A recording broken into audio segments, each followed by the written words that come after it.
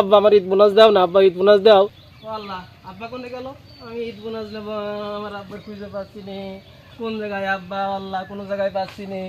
কই? ওই মাঠেও তো নেই, এই বাগানের জোর কোথাও আছে কিনা দেখি। কই আব্বা? কই আব্বা?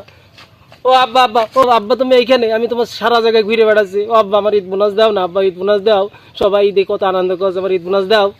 ঈদ বোনাস দাঁড়া বাবা, দেশি নে 5 টাকা। ও আব্বা আমাকে 5 টাকা দিয়েছে। এই 5 টাকা দিয়ে আমি পার্কে যাব, বন্ধুদের সাথে ঘুরবো, বাদাম ভাজা খাবো, ফুচকা খাবো, তারপরে আমরা হলো নদীতে ঘুরতে যাব। আহ কি মজা, কি মজা, কি মজা! আব্বা আমাকে 5 টাকা দিয়েছে।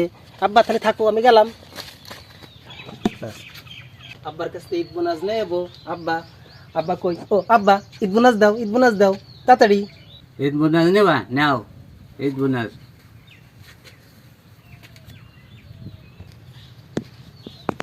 কয় টাকা দিয়েছে? হ্যাঁ, এই 100 টাকা আর এই 50 টাকা দাও, 50 টাকা ছিঁড়া, এতে কিছু হয়? হ্যাঁ, দাও, নেবই না। যখন টাকা চাই তখন তোমার কাছে টাকা থাকে না। হ্যাঁ, ঈদের দিন একটু টাকা চাইছে, তা তুমি ঈদের বোনাস দিতে পারছো না। আর 150 টাকা দিয়েছো, বর্তমান জমানায় 150 টাকা চলে। যাও, তোমার টাকা আমি নেবই না।